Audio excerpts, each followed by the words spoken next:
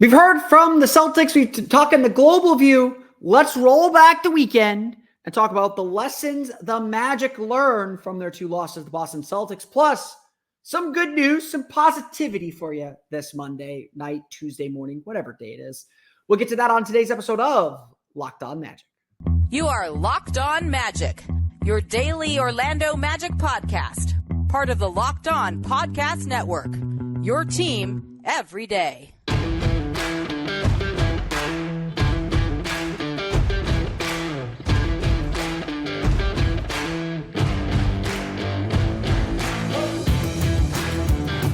And you are indeed Locked On Magic. Today is, or will be, December 19th, 2023. My name is Phil Prosper-Mike. I'm the expert and site editor over at OrlandoMagicDaily.com. Of course, follow me on Twitter at PhilipRR_OMD. On today's episode of Locked On Magic, the Orlando Magic have come a long way this season, and it is important that we remember that even as the Celtics remind us, there is still much further to go. We're going to get to that. Plus, why Paolo Banchero's recent run has been big time and why Jaylen Suggs' shooting surge feels like it's something that's here to stay. We'll get to that coming up here in just a moment. First, we want to thank you again for making Locked On Magic part of your day every day, no matter when you listen to us, whether it's first thing in the morning, whether it's right when we upload. We truly appreciate you making Locked On Magic part of your day every day. Remember, there's a great Locked On podcast covering every single team in the NBA. Just search for Locked On and the team you're looking for, the Locked On Podcast Network. It's your team every day. Today's episode of Locked On Magic is brought to you by Gametime. Download the Gametime app, create an account, and use code LOCKEDONNBA for $20 off your first purchase. Undoubtedly, there's a lot of disappointment from this weekend. We talked about it a little bit yesterday, and if you did not listen to yesterday's episode of Locked On Magic, I would highly encourage you to go back and listen to it. I chatted with John Corrales of Locked On Celtics. We kind of broke down the weekend from both teams' perspective and what it meant for Boston, what it meant for Orlando, and took a bigger global perspective on the Eastern Conference. So it was a great way to kind of recap the weekend and take a step back from ourselves. But I don't want to sit here, and while being gracious to the guests, of course, I don't want to sit here and pretend that there isn't that tinge of disappointment from this weekend's games. First off, there is no shame in losing to the Boston Celtics. They are the best team in the league right now. They're extremely good, and especially at home where they are an undefeated 14-0, that is a tough team to beat. They do a lot of the things that the Magic specifically struggle with. Orlando is not a team that can play catch up on three-pointers. And so when you have a team like the Celtics, which, I believe now leads the league in three-point attempts per game, that's tough for this team. The math was working against Orlando. And again, Orlando can play against these teams, but you look at the teams in the top 10 in the league in three-point field goal attempts per game, their only wins came against Boston at home and Indiana. They lost to Atlanta and they've lost twice to Brooklyn. And a lot of those games followed kind of the same pattern where they just give up a ton of threes. It's a tough matchup. And look, I'm not sitting here saying that the Magic could not solve it. They can solve it. They're proven themselves capable of solving these matchups and these problems. But that's a good team over there. And losing those games, not the end of the world.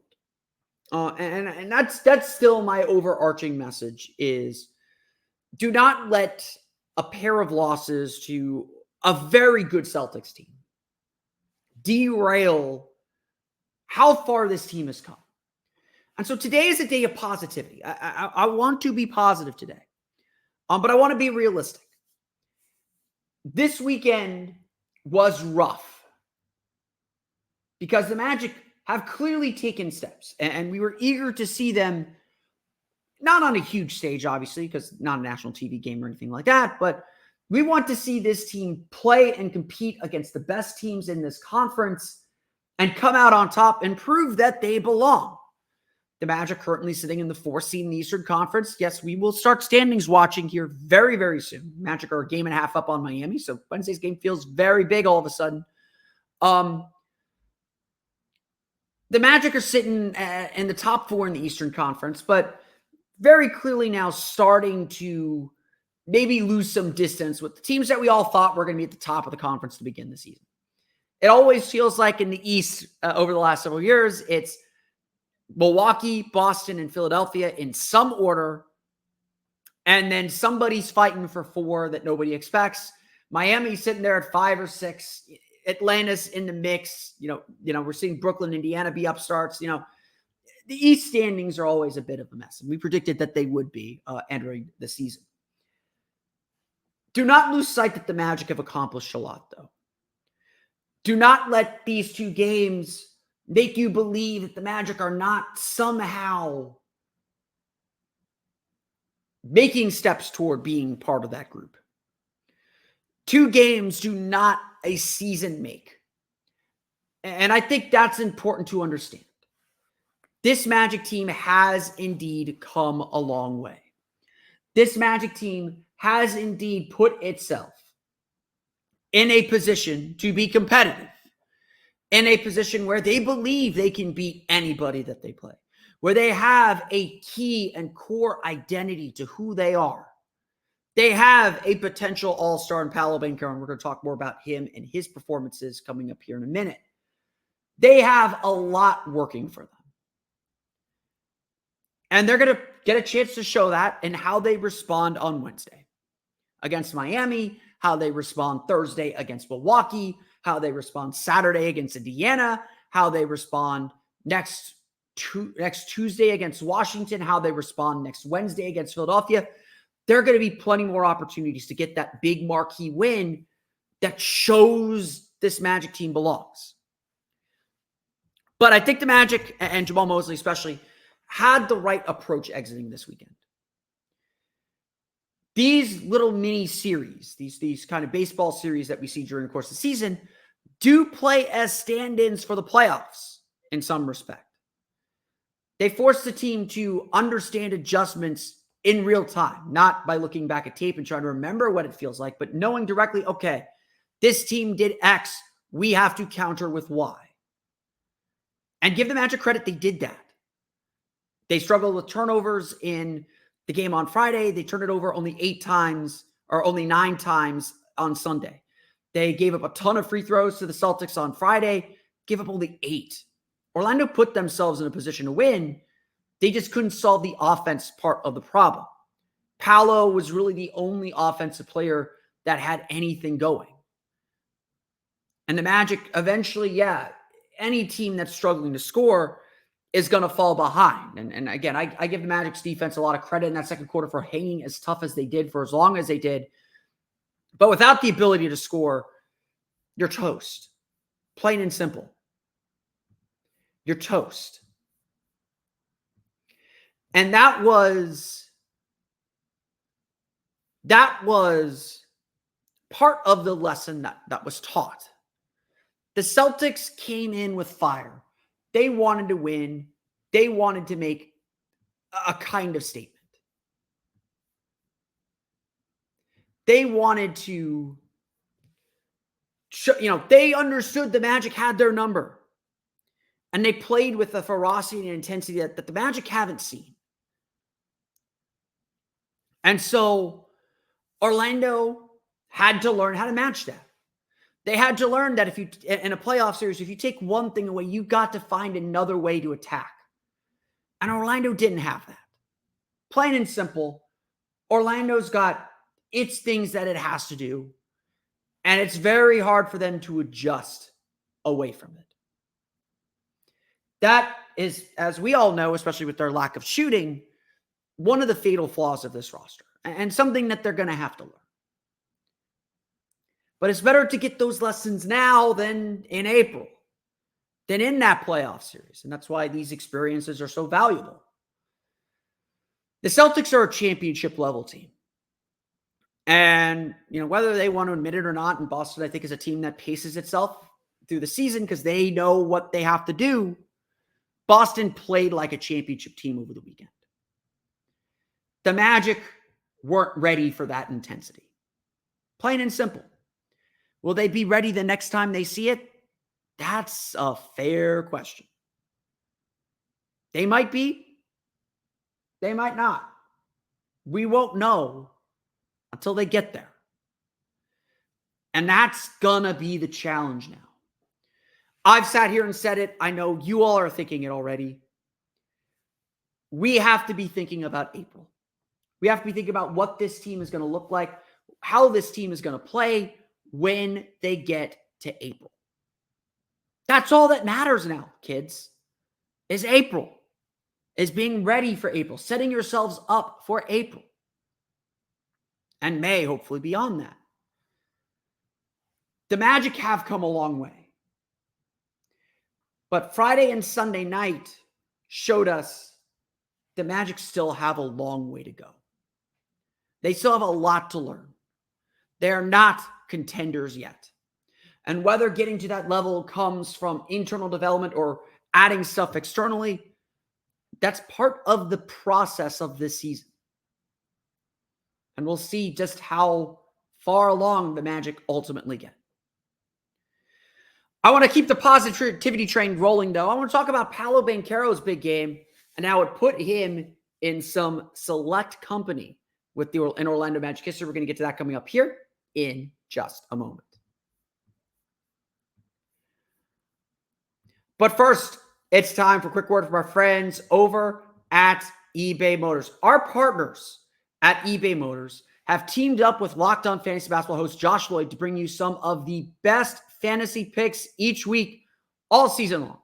Whether you're prepping for daily draft or scouting the waiver wire every week, we're going to provide you players that are guaranteed to fit on your roster. So let's see who Josh has picked out for us this week on this week's eBay's Guaranteed Fit Fantasy Picks of the Week. Today, I want to, off his list, I'm going to give a special shout out to someone on one of the hottest teams in the NBA, the Houston Rockets. Check out Tari Eason. He's still coming off the bench, but it doesn't really matter because Ime Udoka has found minutes for him. He's a strong fantasy value per minute option who becomes useful to everyone as his minutes continue to tick up. If you haven't been watching Rockets, and I know we saw them on opening night, they're a very different team now. They're now second in the league in defensive rating. They play as hard as the Magic. They obviously have some of the veteran know-how. Yeah, they struggle a little bit on the road still, but this Rockets team has been really, really fun, and I think we're all kind of excited to see the Magic play them at the end of the season. I believe we play them game 80, I think, of the season, or game 79 or something like that. So a little bit of ways out. On the Magic front, I will tell you, you might be thinking Goga Bitadze is a great pick for your fantasy team. He's been racking up some fantasy stats, racking up those blocks, racking up those rebounds, high field goal percentage. But be careful, Wendell Carter's return is imminent. He tweeted out that clock, those clock emojis on his Twitter account on Monday or Sunday night. He's probably getting close to return, and the Magic might be getting very, very close to return as well. Josh Lloyd from Locked On Fantasy Basketball is going to help you win your fantasy championship, and eBay Motors knows a championship team is about each player being a perfect fit. It's the same with your vehicle. With more than 122 million parts for your number one ride or die, you can make sure your ride stays running smoothly. Brake kits, LED headlights, roof rack, bumpers, whatever your baby needs, eBay Motors has it. And with eBay Guaranteed Fit, it's guaranteed to fit your ride the first time, every time, or your money back. Plus, at these prices, you're burning rubber, not cash. Keep your ride or die alive at ebaymotors.com. eBay Guaranteed Fits only available to U.S. customers. Eligible items only. Exclusions apply.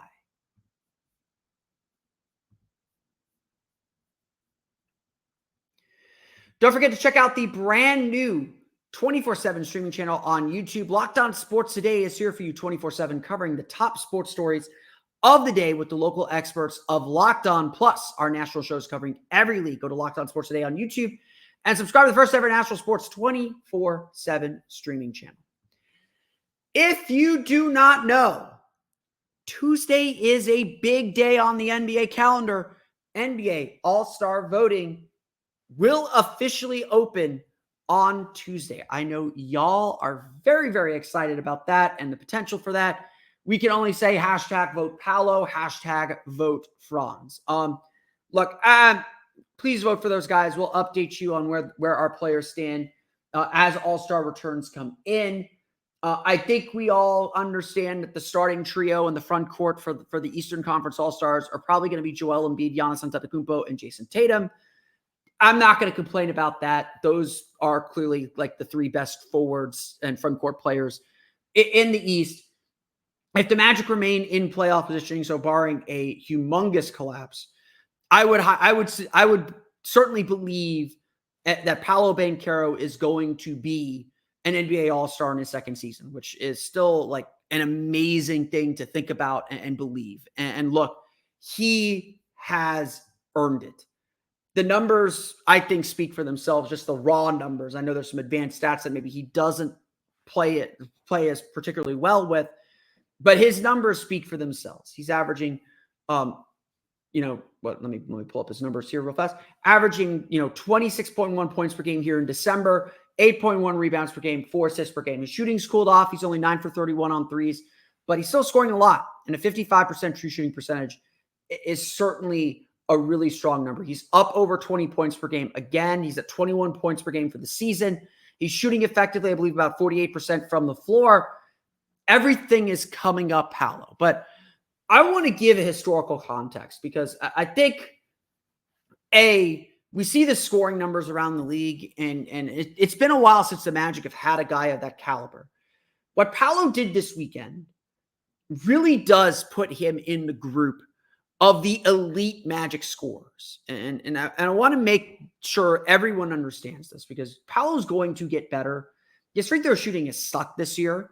If he were making free throws at the rate that he was last year, that's another 2 or 3 points per game that he's leaving on the board.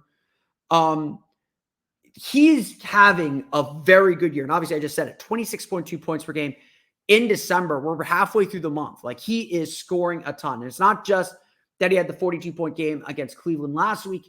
He had the 36-point game on Sunday, including 19 in the first quarter, 26 of the Magic's 51 points at halftime.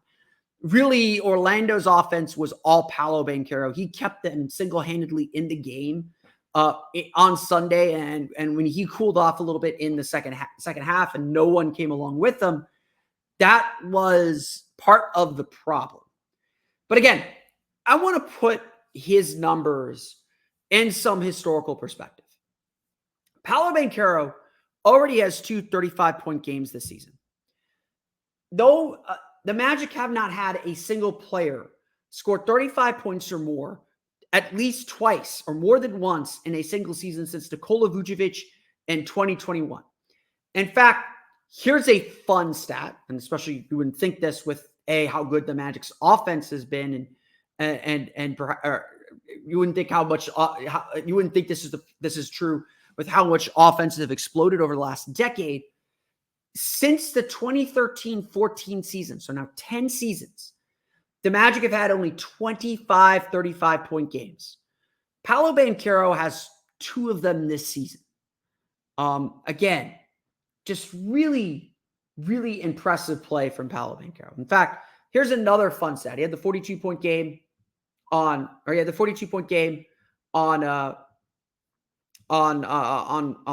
Wednesday, a couple weeks ago. The Magic have had only 13 40-point games since Tracy McGrady left in 2004. There have only been 8 40-point games since Dwight Howard's departure in 2012. Again, we're talking about some players that maybe aren't at the superstar level. Aaron Gordon had a couple 40-point games. Victor Oladipo had a couple 40-point games, but we're talking about really still all-star level players. Players who can play at that high of a level. And again, every number that we talk about with Banchero seems to put him in the class of the elite Magic players. And so I think we do need to, I think it is really important, especially now as we're getting ready to start the All-Star campaign and start thinking about the All-Star team a little bit more seriously. I do think we have to talk about Banchero in this elite tier, at least in Magic history. Again, Magic haven't had the longest list of great scorers, and certainly they've spent the last decade as a terrible offensive team. But Paolo Banchero has taken some massive steps, some humongous steps forward some humongous leaps in his game. And this season has been better than last year. Like, no doubt about that. And he continues to put his mark on Magic history one way or another. I think we all sense, the ball's in his hands a lot more. He's averaging nearly 4.5 assists per game. I think he dipped under 4.5, but he is the point guard for this team. He's a primary playmaker. He's a 21-year-old with a lot of responsibility. And in a lot of ways, he has come through at every turn. Whatever the Magic need, he has delivered. And at least in the last week or week and a half, he has put up some truly historic performances.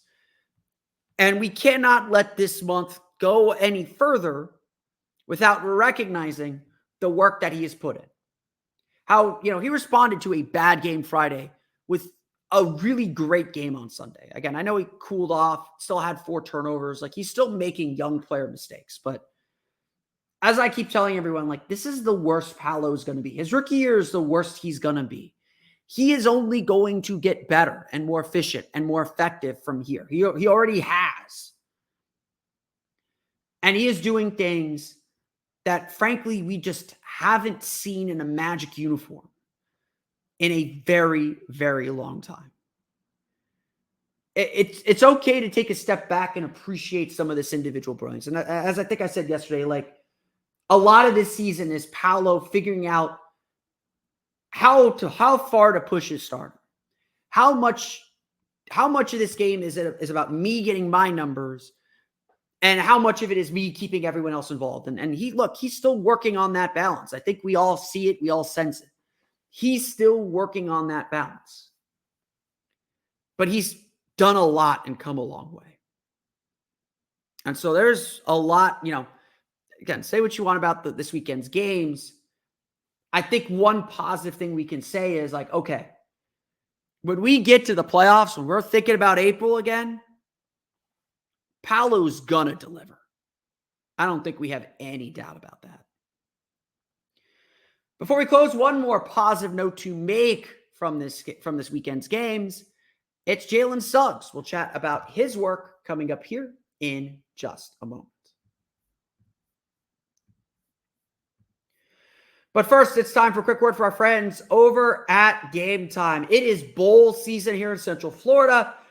Judging by the attendance at this Saturday's Cure Bowl, I don't think many of you were there. That's okay. It was really rainy. I had a good time hanging out in the press box, but we know bowl season is about to kick off into high gear. Whether you're planning to go to Tampa for the Gasparilla Bowl on Friday, go Knights charge on. Whether you're planning to enjoy the Pop-Tarts Bowl here in Central Florida, here in Orlando on December 28th between NC State and Kansas State, or planning to go to the Cheez-It Citrus Bowl between Tennessee and Iowa, Gametime has you covered with your best way to get into the game. Look, Gametime is the only ticketing app that gives you complete peace of mind with your purchase. You can see the view from your seat before you buy, so you know exactly what to expect when you arrive. They have all-in prices, so that showing you your total upfront, so you know you're getting a great deal without hidden fees. And you can buy tickets literally in seconds with 2 taps. Plus, they're very helpful. If you have any problems with your purchase, they will get it fixed. Trust me on that. Take the guesswork out of buying tickets with Gametime. Download the Gametime app, create an account, and use code LOCKEDONNBA for $20 off your first purchase. Again, terms apply. Create an account and redeem code LOCKEDONNBA. That's LOCKEDONNBA for $20 off. Download Gametime today. Last minute tickets, lowest price, guaranteed.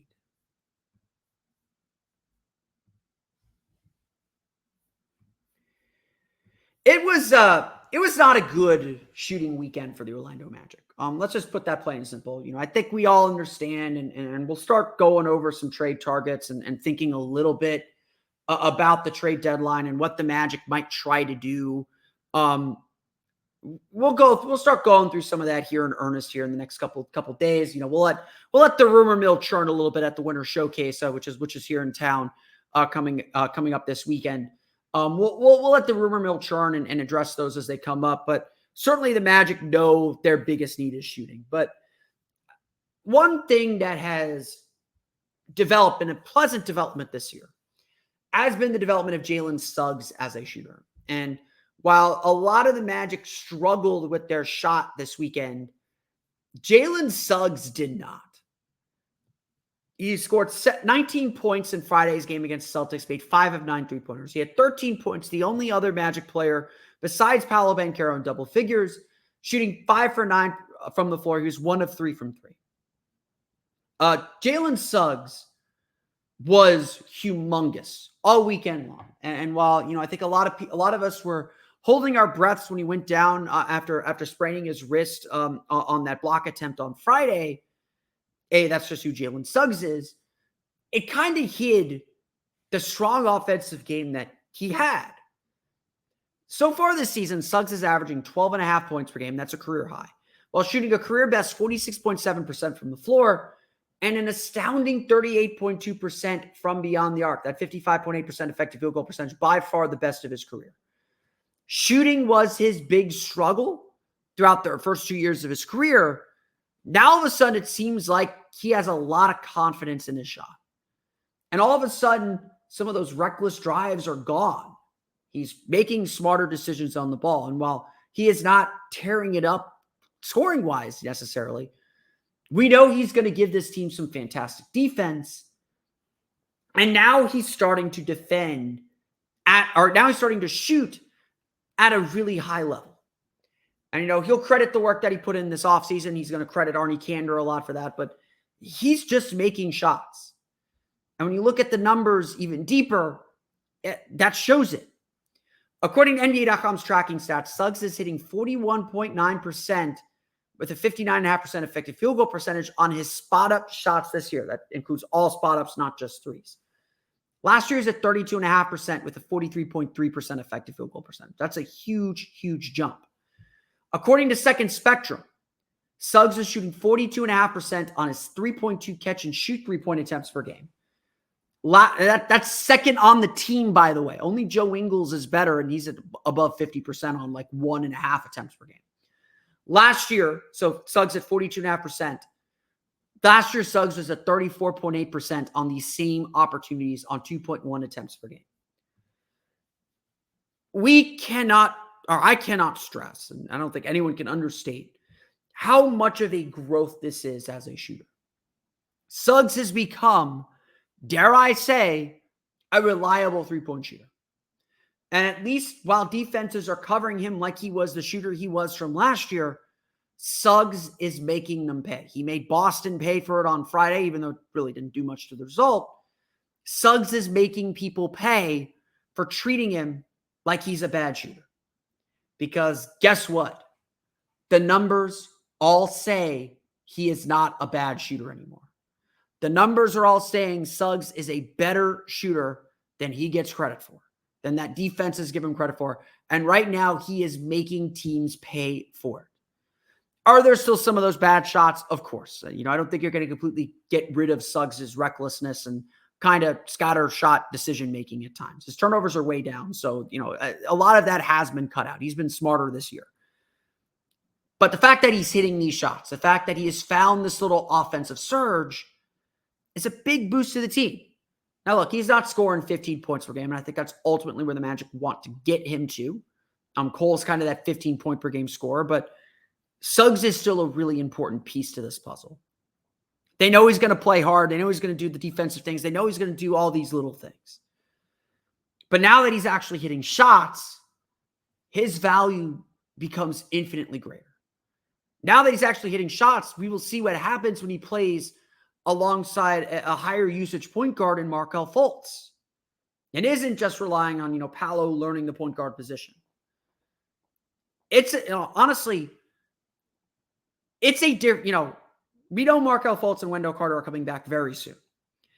It's a different lineup and a different group of players than what they left. The Magic couldn't hit the broadside of a barn, to use the cliche, when those players got hurt. Now they're hitting shots, especially at home, where the Magic are just 120 points per 100 possessions at home. They're good home offense. Can't score on the road, but good home offense. Now these guys are hitting shots, and I think we're going to see this team really start to take off and really start to play better once Markelle and Wendell are back in the swing of things. And Jaylen Suggs and his growth in this department specifically, I think are going to be big, big reasons why. I want to thank you all again for listening to today's episode of Locked On Magic. Of course, follow me on Twitter at @PhilipRR_OMD. Subscribe to the podcast, Apple Podcasts, search your tuning, Himalaya, Google Play, Spotify, Odyssey, and all of my still podcast to your podcast enabled listening device. You can, of course, watch the podcast as well on YouTube. Go to youtube.com/@LockedOnMagic. For the latest on the Orlando Magic, be sure to check out OrlandoMagicDaily.com. You can follow us there on Twitter at OMagicDaily. And be sure to check out my Patreon page as well, patreon.com/OrlandoMagicHub. Always appreciate your support as well. Don't forget to check out the Locked On 24/7 streaming channel. You can find that on YouTube. Locked On Sports Today is here for you 24/7, covering the top sports stories of the day with the local experts like me of Locked On, plus our national shows covering every league. Go to Locked On Sports Today on YouTube and subscribe to the first ever national sports 24/7 streaming channel today. On tomorrow's episode of Locked On Magic, we'll hear from the Magic as they practice at the Advent Health Training Center on Tuesday. Get their recap of the weekend losses, as well as prep for Wednesday's game against the Miami Heat. We'll get a prep from that. Plus, we'll take a look at what the Magic have done on their paint defense and their interior defense with Wendell Carter out as he gets set to return. We'll talk a little bit more about Goga Bitadze and his work as well coming up on tomorrow's episode of Locked On Magic. But until then, for Orlando Magic Daily and Locked On Magic, this has been Philip Rossman-Reich. We'll see you all again next time for another episode of Locked On Magic.